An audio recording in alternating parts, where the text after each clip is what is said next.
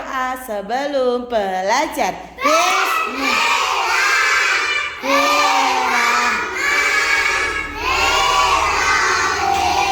Raditu billahi robba wa bil islami dina wa bil muhammadin nabiyya wa rasulah. Rabbi zidni ilma warzuqni fahma.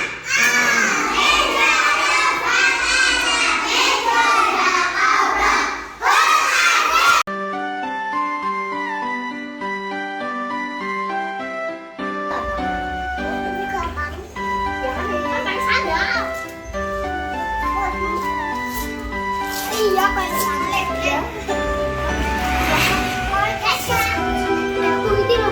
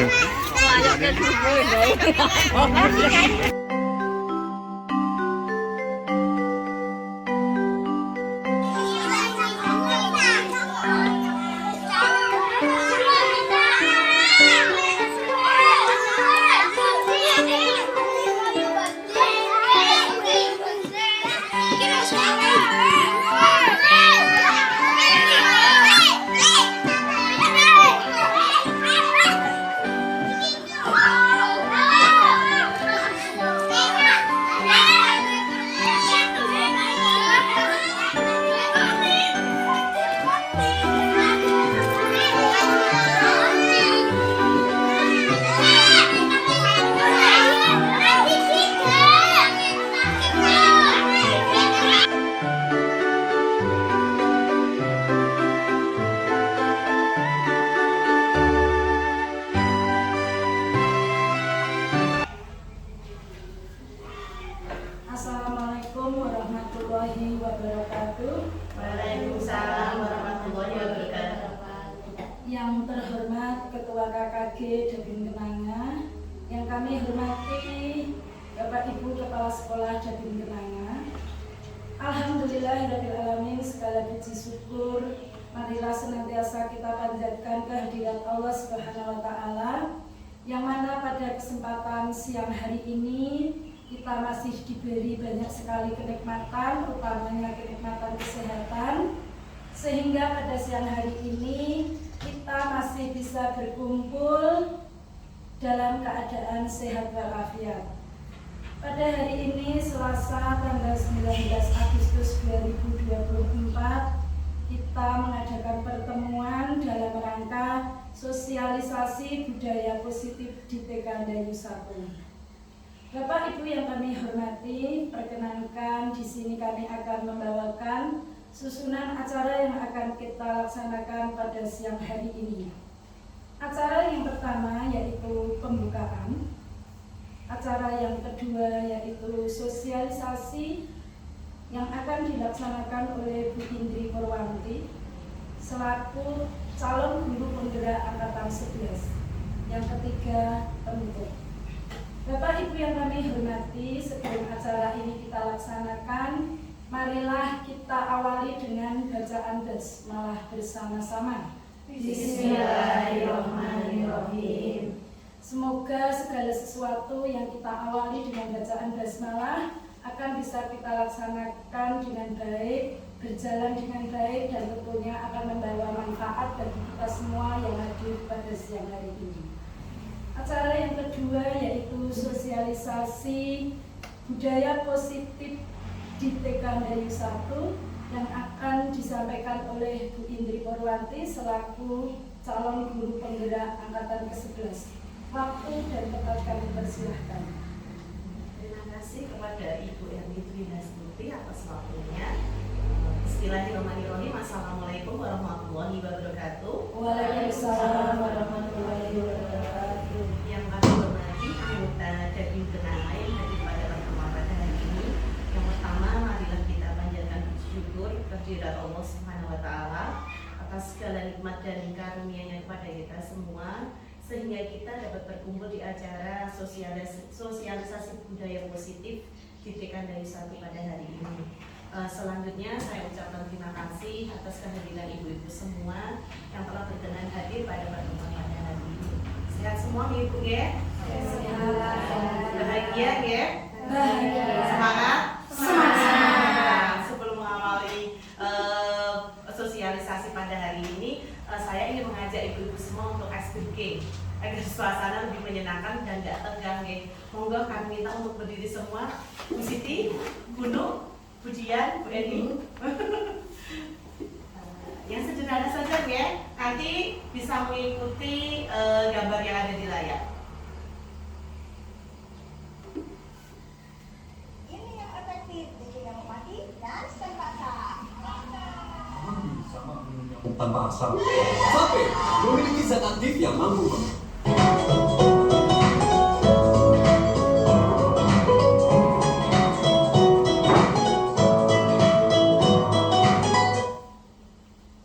tangan ke atas menggapai bintang, tangan ke samping burung yang terbang, tangan ke depan ikan berenang, duduk yang rapi siap berdoa. Putar-putar tangan diputar, gulung-gulung tangan digulung, mulai melingkar di pagar bundar, kanan kiri atas bawah siap berdoa. Satu jari kanan, satu jari kiri, gabung menjadi dua, dua jembatan panjang, dua jari kanan, dua jari kiri, gabung menjadi empat, buat kamera cantik. Tiga jari kanan, tiga jari kiri, gabung menjadi enam, buat menara tinggi. Empat jari kanan, empat jari kiri, gabung menjadi delapan, buat telinga kelinci. Lima jari kanan, lima jari kiri, gabung menjadi 10, siap berdoa. Sekarang ya. Tangan ke atas menggapai bintang, tangan ke samping burung yang terbang, tangan ke depan ikan berenang, duduk yang rapi siap berdoa. Putar-putar tangan diputar, gulung-gulung tangan digulung, mulai melingkar di pagar bundar.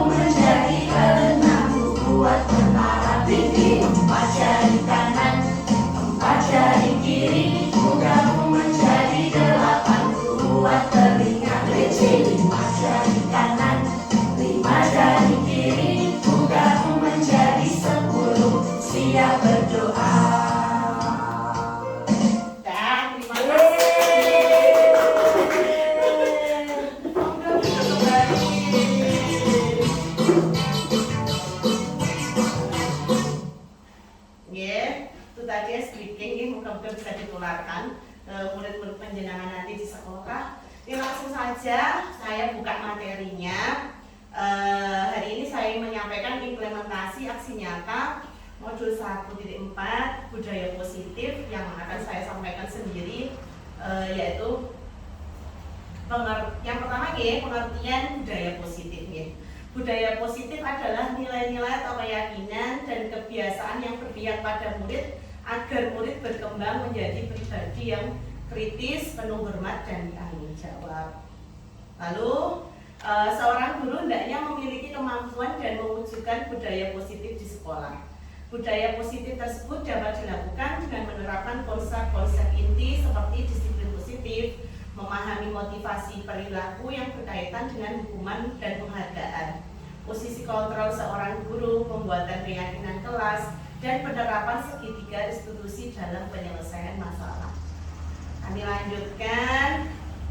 Unsur utama dari budaya positif adalah disiplin positif. Jadi menurut Ki Hajar Dewantara menyatakan bahwa untuk menciptakan siswa yang merdeka, maka syarat utamanya harus mempunyai disiplin yang kuat, yaitu disiplin diri yang berasal dari motivasi internal, yaitu dari dalam diri sendiri. Jika tidak mempunyai motivasi internal, maka diperlukan motivasi eksternal atau dari orang lain untuk mendisiplinkan dirinya. Kemudian menurut Diana Bosen menyatakan bahwa kata disiplin berasal dari bahasa Latin, disiplina yang berarti belajar. Kata disiplina juga berasal dari akar kata yang sama, yaitu disiplin atau murid atau pengikut. Diana juga menyatakan bahwa disiplin juga berkonotasi dengan disiplin diri siswa. Kami lanjutkan. Berikut adalah unsur disiplin positif. Yang pertama adalah disiplin positif merupakan cara penerapan disiplin yang mengajarkan anak bertanggung jawab dan menumbuhkan kesadaran diri berdasar nilai kebajikan. Lalu unsur kedua yaitu disiplin positif lebih ke arah disiplin diri yang dapat mengontrol diri dalam bertindak.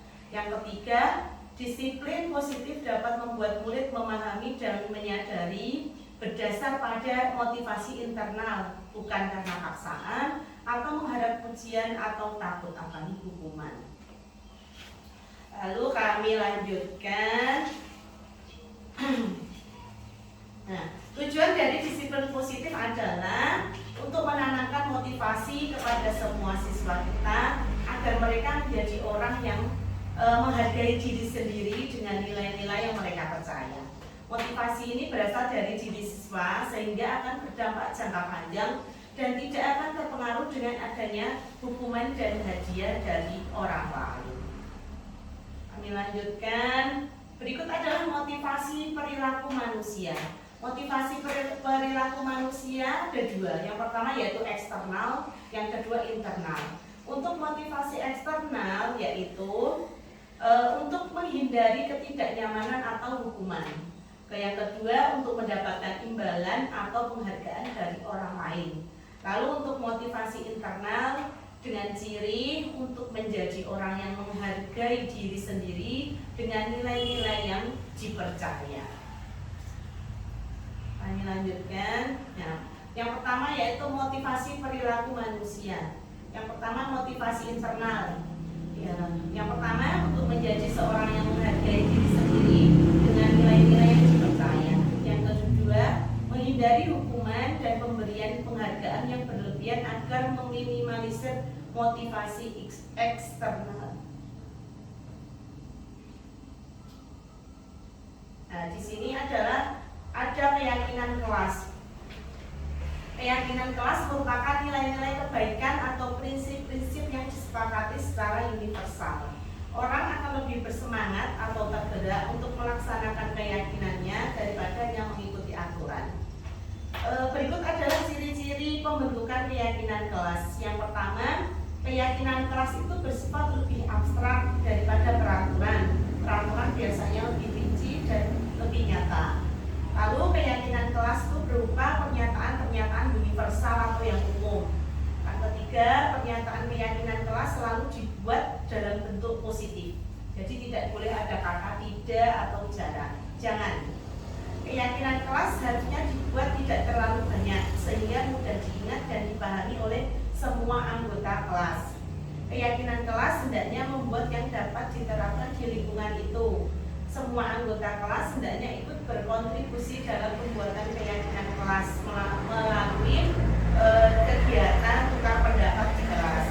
Lalu semua anggota kelas bersedia meninjau kembali keyakinan kelas dari waktu ke waktu. Jadi keyakinan kelas itu bisa berubah dari tahun ke tahun. Kami lanjutkan untuk langkah-langkah pembentukan keyakinan kelas, yaitu yang pertama, memberikan kesempatan kepada semua siswa untuk berpendapat dalam menentukan peraturan yang ada di kelas. Lalu yang kedua, mencatat semua masukan siswa di papan tulis atau di sebuah kertas agar semua siswa bisa melihatnya. Yang ketiga, menyusun keyakinan kelas sesuai dengan prosedur pembentukan keyakinan kelas. Jadi keyakinan kelas bisa dibuat dengan mengubah kalimat negatif menjadi positif.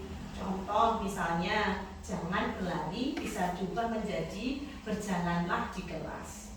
Lalu selanjutnya, meninjau ulang keyakinan kelas secara bersama-sama. Keyakinan kelas hendaknya tidak terlalu banyak agar mudah diingat oleh anggota siswa di kelas.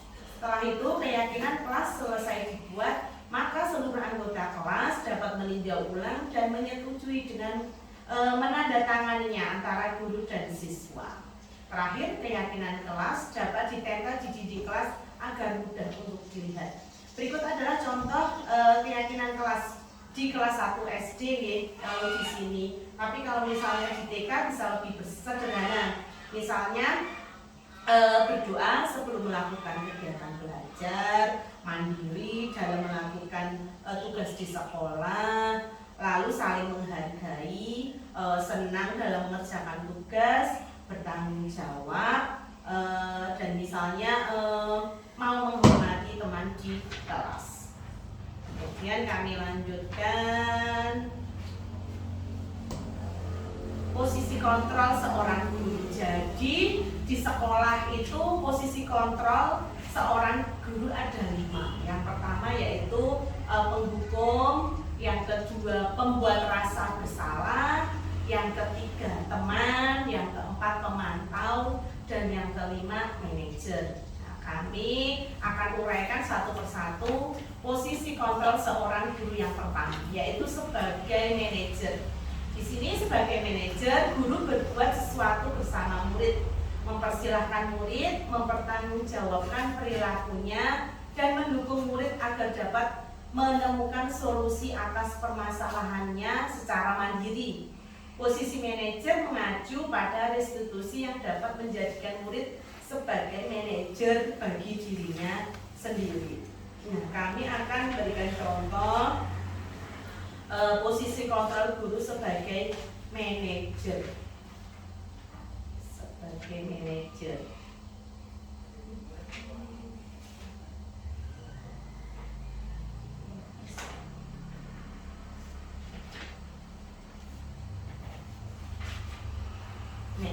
Nah, di sini bisa saya contohkan posisi kontrol sebagai manajer merupakan posisi mentor, di mana guru berbuat bersama dengan murid, mengajak siswa mempertanggungjawabkan perilakunya, mendukung siswa menemukan solusi atas permasalahannya sendiri. Murid diajak menganalisa kebutuhan dirinya dan kebutuhan orang lain. Yang terpenting di sini adalah guru dan murid bisa berkolaborasi dengan siswa. Kata-kata sebagai manajer bisa kami contohkan, yaitu yang pertama, dalam membuat keyakinan kelas biasanya ada kalimat apa yang kita yakini, apa yang kamu yakini, jika kamu meyakininya, apakah kamu bersedia memperbaikinya?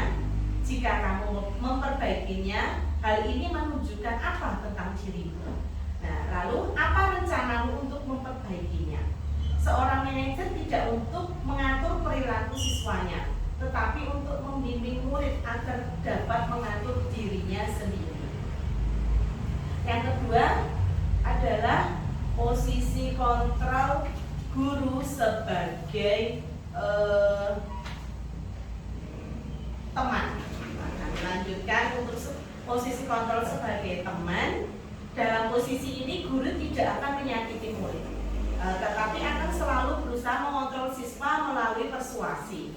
Posisi ini dapat berdampak positif dan negatif. Positif berupa hubungan yang baik antara guru dan siswa. Contohnya adalah dengan kata-kata, ayo bantulah demi ibu ya. Bisa juga dengan kata-kata seperti ini, ayo ingat tidak semua bantuan ibu selama ini kepadamu. Lalu hal negatif dari posisi teman adalah bila guru tidak dapat membantu, maka siswa akan kecewa dan berkata, saya pikir Bapak adalah teman saya. Murid menjadi tidak mau lagi berusaha. Siswa hanya mau bertindak untuk guru tertentu, tidak untuk guru lain. Dan siswa akan tergantung pada guru tersebut. Itu tadi posisi kontrol sebagai seorang teman. Untuk yang ketiga yaitu membuat orang merasa bersalah. Pada posisi ini biasanya guru akan bersuara lebih lembut, menggunakan keheningan yang membuat siswa menjadi tidak nyaman, merasa bersalah atau rendah hati. Contoh dari kata-kata dalam posisi ini misalnya, ibu sangat kecewa dengan kamu. Lalu ada kata-kata lainnya yang bisa menggambarkan posisi ini adalah, berapa kali ibu harus memberitahumu nak? Seperti itu ya, kalau untuk yang posisi kontrol seorang guru dengan posisi teman. Lalu kemudian kami lanjutkan terakhir yaitu untuk posisi penghukum.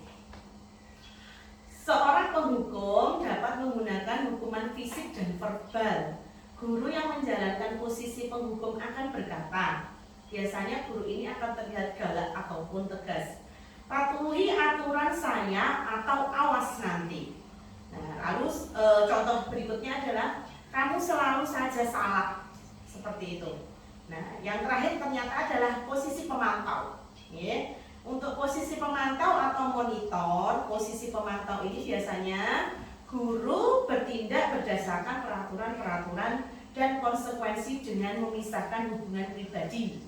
Pertanyaan yang biasa diajukan biasanya, peraturannya apa? Lalu ada lagi dengan contoh, apa yang telah kamu lakukan?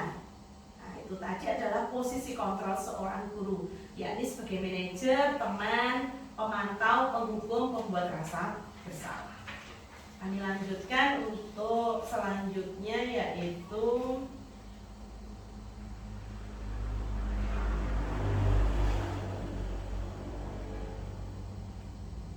segitiga restitusi. Untuk materi yang ini adalah guru yang berperan sebagai manajer menggunakan namanya segitiga restitusi.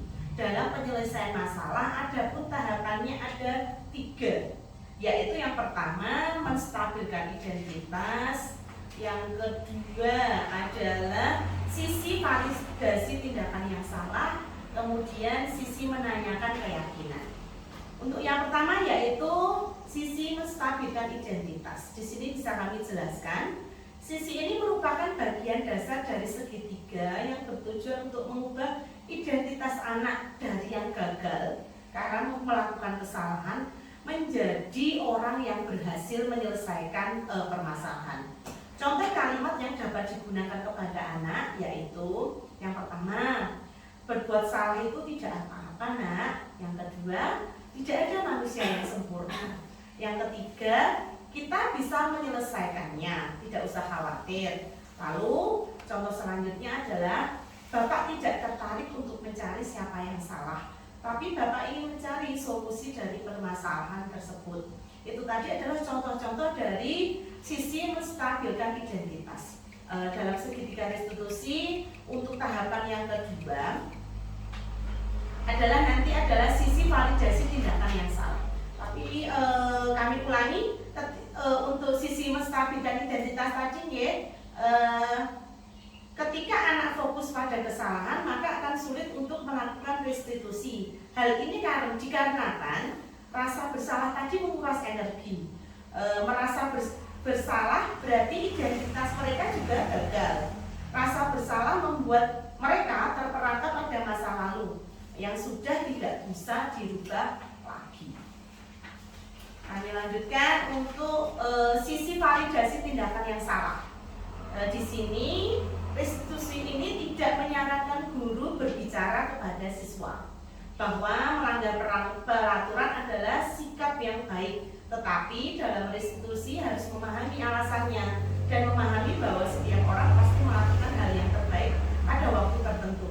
Untuk itu perlu dilakukan validasi terhadap kebutuhan dari siswa dengan menggunakan contoh kalimat di bawah ini. Kami contohkan ada 3. Yang pertama adalah padahal kamu bisa melakukan yang lebih buruk dari ini ya. Yang kedua, kamu pasti punya alasan kenapa kamu bisa melakukan ini. Yang ketiga, kamu boleh mempertahankan sikap itu, tapi kamu harus menambahkan sikap baru. Yang ketiga adalah sisi menanyakan keyakinan. Dalam segitiga restitusi, untuk langkah terakhir adalah menanyakan keyakinan. Setelah melakukan langkah-langkah dari yang pertama dan kedua tadi, maka anak telah siap untuk dihubungkan dengan nilai-nilai yang mereka percaya dan berpindah menjadi orang yang diinginkan. Contoh pertanyaan yang dapat digunakan yaitu yang pertama adalah apa yang kita percaya sebagai anggota kelas atau anggota keluarga. Lalu, apakah nilai-nilai umum yang telah kita sepakati? Yang terakhir, kamu mau jadi orang seperti apa? Jadi ini adalah untuk menanyakan keyakinan anak. Kita bisa tanyakan nanti di sekolah setelah mereka melakukan kesalahan, kita bisa tanya apa yang mereka inginkan. Lalu kami lanjutkan untuk refleksi. Pengalaman saat apakah yang pernah Anda alami terkait penerapan konsep inti dalam modul budaya positif baik di lingkungan kelas atau di lingkungan sekolah saya? Di sini saya jawab, saya menerapkan segitiga restitusi dalam kasus anak yang tidak mau mengikuti baris sebelum masuk kelas dan pada kasus anak yang berebut tempat saat berbaris. Lalu refleksi kedua, bagaimana perasaan Anda ketika mengalami hal-hal tersebut? Saya merasa termotivasi untuk terus belajar dan melakukan perbaikan diri agar sesuai dengan nilai-nilai budaya positif di kelas maupun di sekolah. Lalu untuk refleksi selanjutnya, pernahkah Anda menerapkan segitiga restitusi ketika menghadapi permasalahan murid Anda? Jika iya, tahap mana yang Anda praktekkan dan bagaimana Anda mempraktekannya? Saya pernah menerapkan segitiga restitusi, namun mungkin hanya langkah 1 dan langkah 2 saja yang saya lakukan, yaitu tahapan validasi tindakan yang salah dan menanyakan keyakinan. Biasanya saya menggunakan kata-kata yang demikian itu benar atau salah. Jika salah, lalu apa yang harus mereka lakukan? Lalu refleksi selanjutnya adalah selain konsep yang disampaikan dalam modul ini adalah adakah hal lain yang menurut Anda penting untuk dipelajari dalam proses menciptakan budaya positif baik di lingkungan kelas maupun sekolah? Menurut saya hal yang penting dipelajari dalam proses menciptakan budaya positif ini adalah bagaimana cara melakukan kolaborasi dengan orang tua wali murid agar budaya positif yang dibentuk di sekolah dapat konsisten dilakukan di rumah sehingga terbentuklah kebiasaan yang akhirnya menjadi karakter yang baik bagi anak. Mungkin itu saja yang bisa saya sampaikan materi budaya positif yang bisa diimplementasikan di sekolah pendidikan masing-masing. Mungkin ada yang mau ditanyakan? Tidak ya? Terima kasih. Nah, kami ucapkan kehadiran ibu-ibu semua atas partisipasinya. Semoga memberikan manfaat dan kebaikan bagi kita semua. Saya tutup, banyak kekurangan, mohon maaf. Wassalamualaikum warahmatullahi wabarakatuh. Waalaikumsalam warahmatullahi wabarakatuh. Demikian tadi Bapak Ibu Kepala Sekolah yang kami hormati, acara sosialisasi budaya positif di TK Andayu 1 yang disampaikan oleh Bu Indri Purwanti selaku calon guru penggerak angkatan 11. Kita beri aplaus bersama-sama. Alhamdulillah banyak sekali ilmu yang bermanfaat untuk kita terapkan di lembaga kita masing-masing ya Bu ya.